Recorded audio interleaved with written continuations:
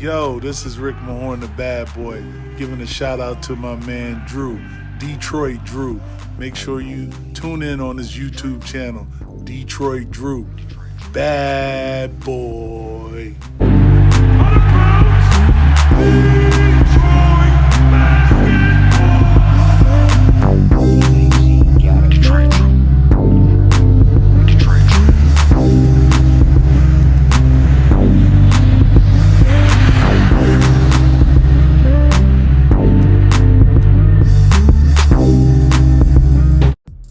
Yo, peeps, how's it going, man? NBA playoffs still in full effect, and we got some great games going.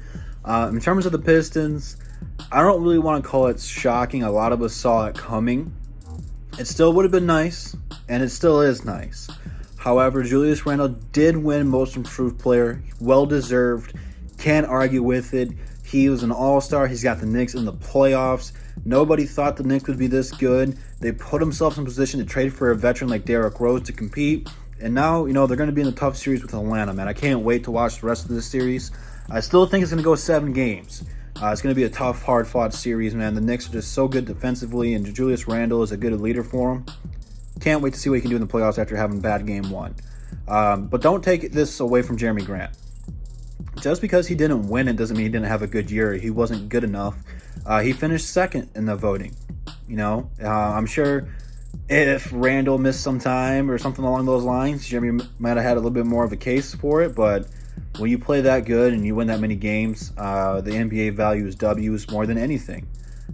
What comes down to the MVP race to making the All-Star games, it's a huge factor. When you're the second worst team in the league, worst team in the Eastern Conference, you're not going to win a whole lot of awards, and you really shouldn't look to do so. I know it's not really fair to label individual success into team success, but it's how it goes in the NBA, man. If you want awards, you got to win, But Grant, man, he involved his game. He got that opportunity. He showed he can be a number 1 scoring option, that you can trust him. He's had some good games.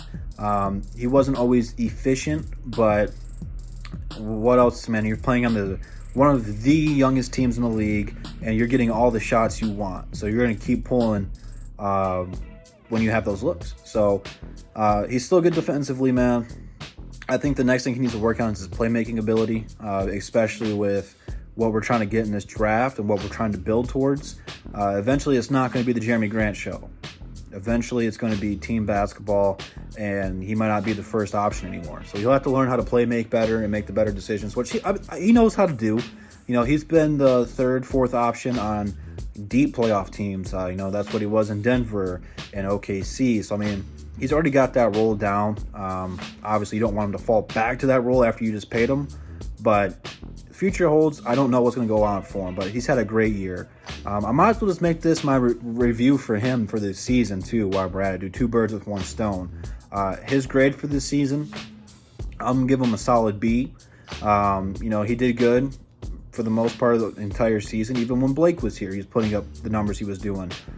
He fell off a little bit. He was averaging like 24, 25 early in the couple months of the season and fell down to 20, which, wow, that's really bad, That's not the case. It's just that, Sadiq started stepping up. We gave more opportunities to the younger guys, and he missed a couple games towards the end for tanking purposes. But I'll give him a B. He was on the cusp of making the All-Star reserves. If he would have won a little bit more, he could have been a higher nod to that. But he was playing at a high level this year. Hopefully he can build off of that next year. If we win more games, who knows? He could be an All-Star. It's not like his numbers were so far off that if he made it, people would riot. It's just that Randall played better, so Randall has to get the nod, and Sabonis played better. Sabonis had to get the nod. So competition is stuff at the forward, man. It's full. You really have the ball to make those. But Grant had a nice year, man. He had a nice year. If for some reason in the next couple of years, if he's the worst starter on the team, we'll be good. That's how good of a season he had. It's gonna, like I said, it's gonna be weird next year seeing how we're gonna go approach our offense with him. Is he still gonna be the number 1 option? But this year he lived up to that role, man. He had some good shots. He dropped a 40-pointer burger on these people this year. He had a good year. He had a solid year. It's nothing crazy, but when we signed him, a lot of us were saying he needs to be our 20-point-per-game scorer, and he lived up to that hype. So for that, I'll give him a B.